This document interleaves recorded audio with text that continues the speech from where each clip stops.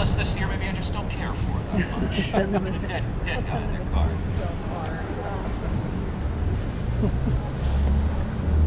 Oh, right. Oh.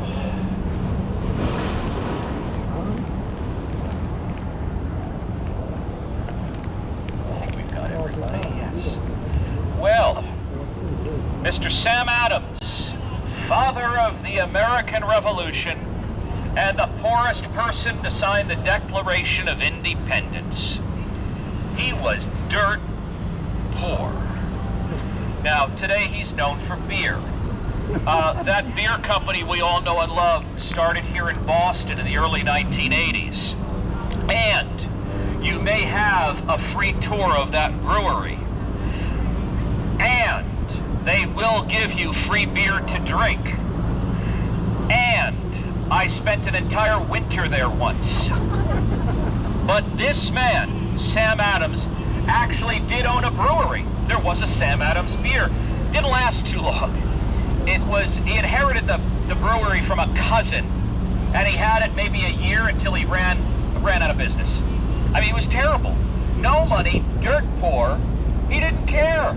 Money was not anything important to him, but revolution, politics. He had a brilliant mind. Because of his poverty, the poor and working class of the city really looked up to him. And that's why he was able to form that gang slash sort of spy group, the Sons of Liberty. So, we're going to go to March 1770. And Boston is in a very bad way. First of all, been a very cold winter. Lots of snow on the ground.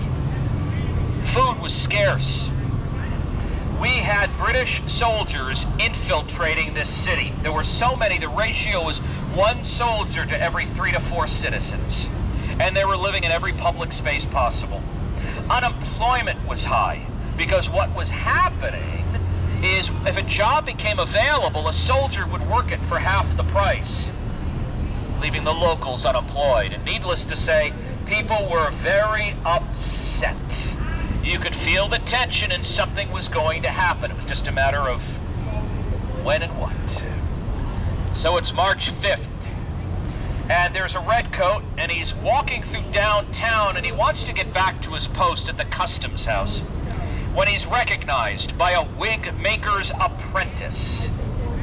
And the apprentice says, you bloody back, the wig, you've stolen it, and you owe. I don't owe for anything. I paid for that wig. Oh, no, you owe for the wig. You have stolen it. What had happened is this soldier went in and wrote out an IOU. Later went back and made good on it, but the apprentice didn't know it.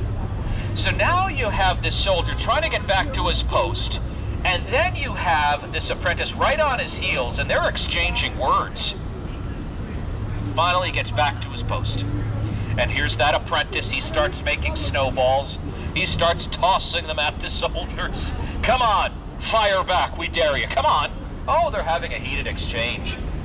The commander's telling his men, hold your fire, and we'll get rid of these people. It's not a big deal. But more and more people started showing up. They wanted to take part. They were putting rocks and stones in these snowballs.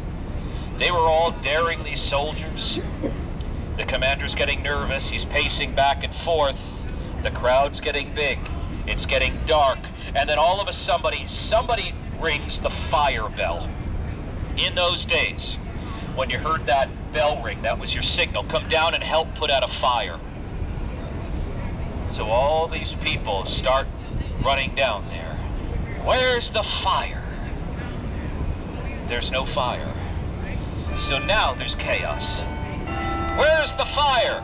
Fire at us! Hold your fire! And these soldiers are standing at attention. They've got their muskets. They're taking the brunt of everything.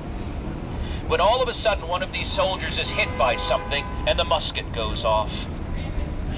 Hold your fire! But amidst all the noise and all the chaos, what are they hearing? Fire. Yeah, fire. And I pointed their muskets into the crowd. And when all was said and done, 5 would be dead, others injured. So what you have here is a tragedy. It's an accident, but he knows he can turn this into something great with the propaganda. So what does he do? He gets together with his good friend, Mr. James Otis. So what they do is they think about it. They know what they want to do. They commission Paul Revere to put together this painting.